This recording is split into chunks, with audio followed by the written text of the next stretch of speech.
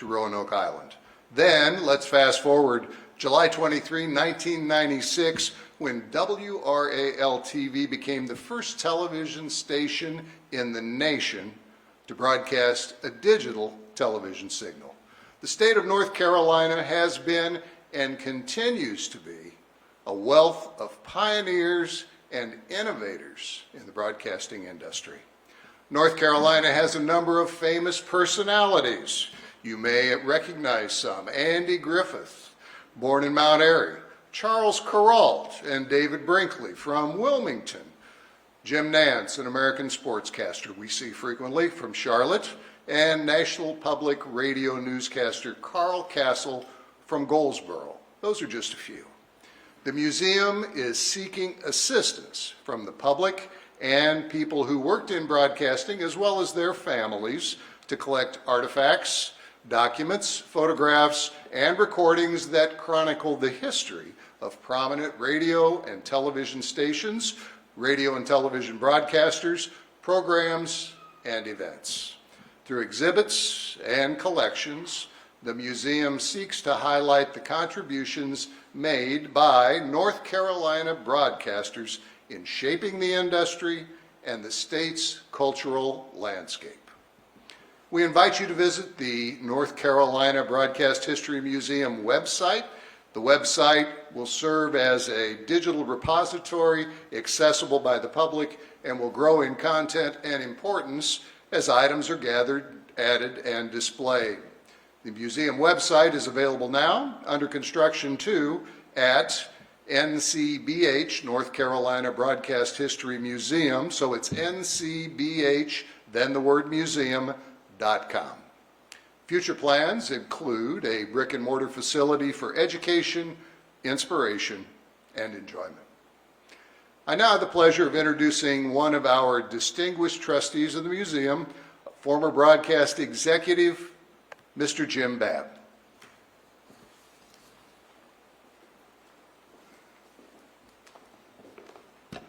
Good morning, everyone, and welcome. It's delightful to be here on this beautiful sunny day in Raleigh in the governor's mansion. The governor, of course, is in Japan, but we appreciate his loaning his residence to us for this announcement. Recently, my granddaughter, Sally Falls, an inspiring television screenwriter, was doing a practice interview with me as part of an assignment in a course she was taking at the Tisch School at New York University. She graduated from there this past May. She asked me, "What has stood out in your career?" I thought for a moment or two, then it just popped into my mind. I am the luckiest person I have ever known. And that luck has applied to virtually every aspect of my life, from family to military service to my entry into the broadcasting industry as a career. Today I will spare you all the episodes of my 91 plus years and focus just on broadcasting. For me, broadcasting came on the scene in the late fall of 1955. I was walking down Charlotte's Main Street, South Tryon, on the way to accept a full-time job at the Charlotte Observer as a sports writer. I'd worked for them while in high school and at Chapel Hill. When I got to the corner of 3rd and Tryon, I bumped into, quite by accident, a lifetime friend, Julian Massey. I had spent a lot of time with Julian. Julian was coming out of the Wilder Building, which was in the temporary quarters for WBTV and WBT Radio. As I was leaving to go to the Observer, Julian said, "Hey, Jim, I just thought of it. There's a job open at WBTV. It's just right for you." So I got the information and decided to give the guy a call. So I called John Dillon, the promotion manager at WBTV. He says, "Come on out." An hour later, he offered me a job. The rest is history. It hadn't been for that accidental run into Julian, I'd probably still be a sports writer for the Observer. This was a very exciting time in broadcasting. WBT was celebrating 30 plus years as a powerful 50,000 watt voice that was heard from Maine to Miami and was perhaps the #1 station in North Carolina and maybe one of the first in the nation. Grady Cole was the morning man, who was the best-known broadcast personality in the Carolinas. Some believed he could have been elected governor of both states, North Carolina and South Carolina, at the same time. Kurt Webster anchored the late-night turntables playing music requests from listeners up and down the East Coast. His theme song, Heartaches, was familiar to virtually everyone within WBT's sprawling coverage area. The Briarhoppers were a favorite of bluegrass music lovers, and Charles Crutchfield was the announcer. Crutch, as he was popularly known, later rose through the ranks to become president and CEO of Jefferson Standard Broadcasting Company, which was owned by Jefferson Standard Life Insurance Company, and had the vision and fortitude to convince the insurance company to seek the license for North Carolina's first television station, WBTV, which signed on in July 1949. So there in relatively small Charlotte, you had two of the first broadcast stations, not just in North Carolina, but the entire country. Being first was not enough for Crutchfield, however. It was important they be the best that they could be in every aspect of broadcasting, from pure business ethics to on-the-air personalities and community service.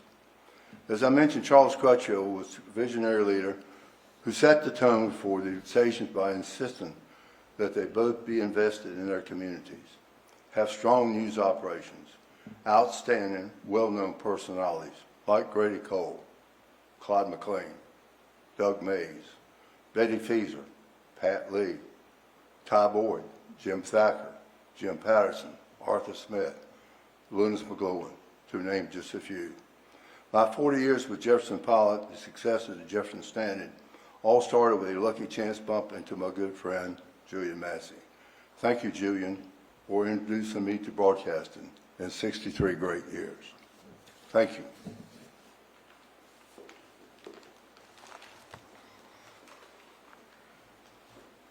Thank you, Jim. Next, we're going to hear from another one of our distinguished trustees, Ms. Caroline Beasley, Chief Executive Officer of the Beasley Media Group.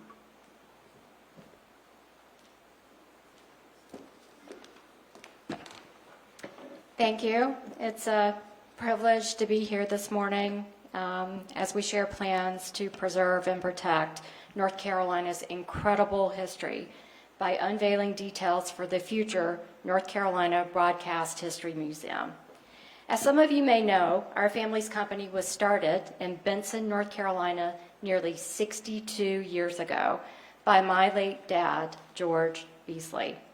While working full-time as a high school principal, he built his very first radio station, WPYB AM.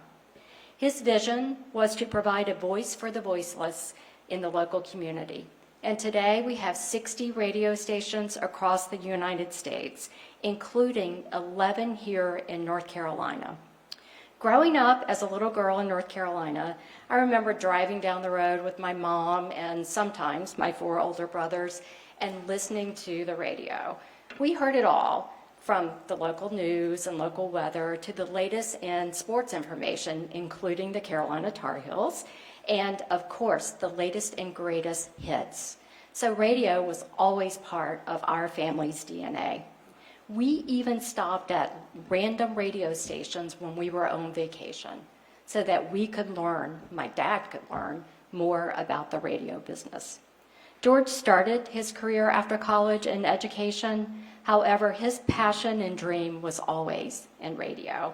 So today seems fitting in that the North Carolina Broadcast History Museum will provide a place where anyone can go to learn about the rich history and amazing stories of our great state, all told through the voice and lens of broadcasters. George would be so proud, and I am only sorry that he isn't with us today, alongside his friends Don Curtis and Wade Hargrove. At Beasley, we look forward to being part of this initiative and helping to preserve, protect, and promote North Carolina's rich history and broadcasting. So thank you all for being here today. Thank you for your support. And as a proud UNC grad, I have to say, go Tar Heels.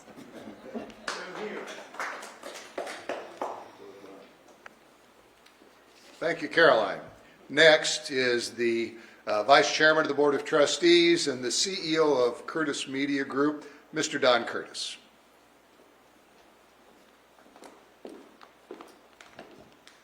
Caroline, I have to adjust this up. I kid Caroline about being short. She stopped growing some number of years ago, but anyway. I also like to mention that not only is the governor out of state, but our good friend Jim Goodman is also on vacation. His son Jimmy is here, not only in his place, but also in support of him. But basically, as Elizabeth Taylor said to her first 6 husbands, I'm not going to keep you long. I want to go back to 1903, December 17, 1903. That was the time that on Kitty Hawk, the Wright brothers made their first flight. But as Paul Harvey would say, that was just, there is another story, the rest of the story. At that same period of time, there was a broadcast engineer named Reginald Fessington, which was mentioned a little earlier, also on the Outer Banks of North Carolina, working under contract with the United States Navy, perhaps the Weather Bureau, we're not sure about that, which one, but anyway, some agency of the United States government to develop broadcasting.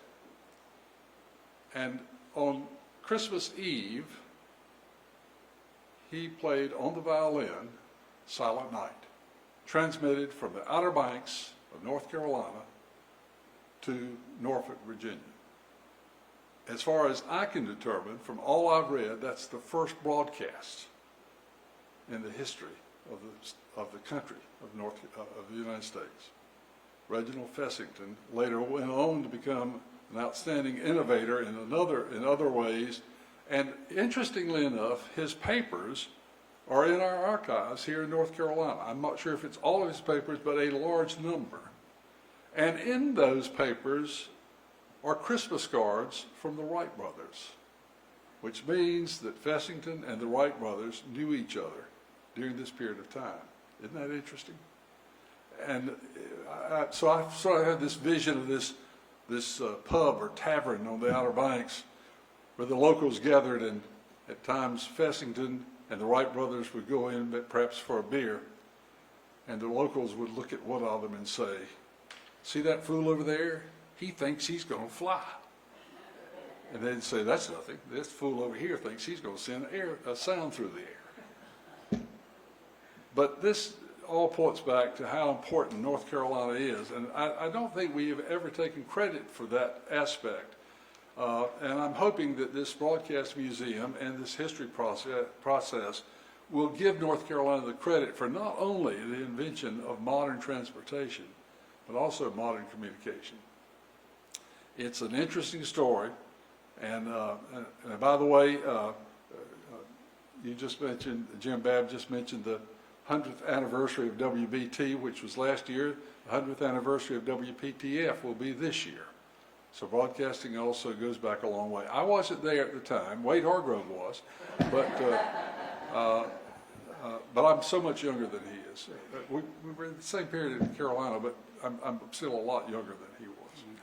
But anyway, I'm excited about this process and this project, and we look forward to giving it our full support. Mike?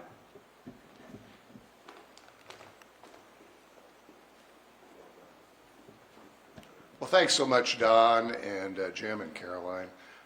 We'd be happy to take any questions that anyone might have.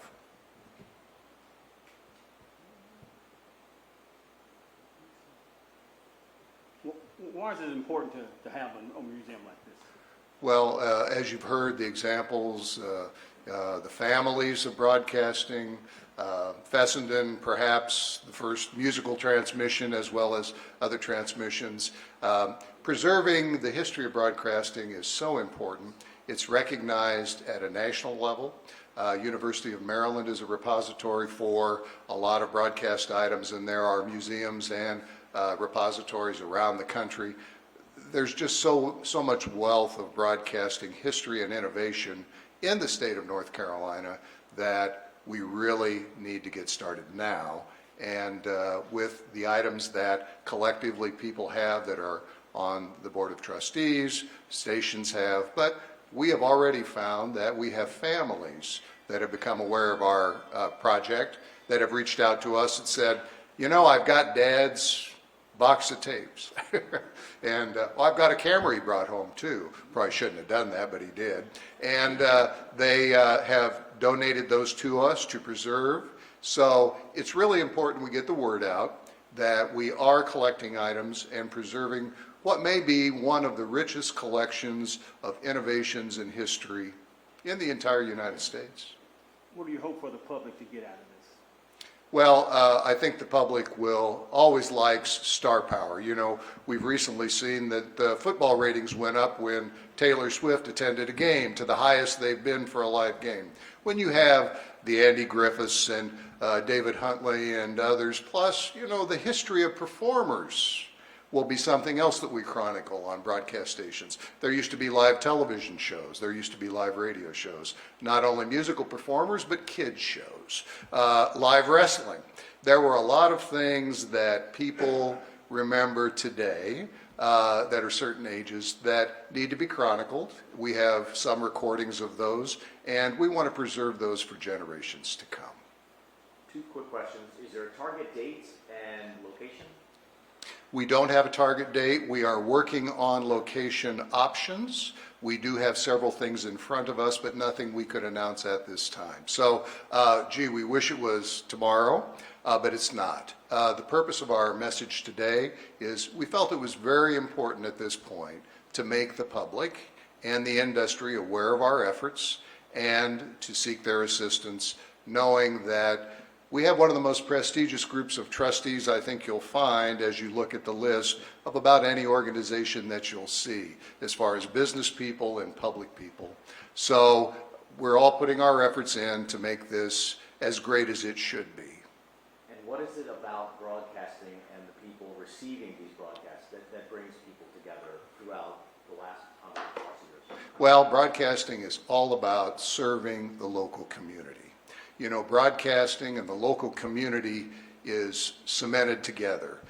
People wake up in the morning and want to see what the weather's going to be. They go to their local channel. The broadcast stations support parades. They support sporting events. They're tied hand in hand. So broadcasting and the cultural growth of North Carolina really are in step from the time that the first television station, WBT, went on the air through today. It's really something that's part of all our lives and needs to be preserved. Any other questions? Friends and guests, we have a reception in the room here. Please come join us for cookies and a refreshment. Thank you so much.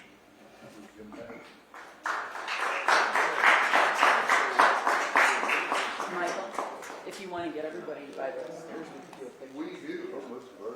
before they all start. Could we get a group photo? All the broadcasters, could we get a group photo? Everybody? Please? Oh, thank you. What do you think?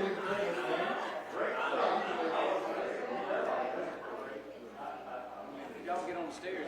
Yeah, we'll be fine. Hey, it might be in the way. Okay. Just move right here. Thank you, sir. Let's do it.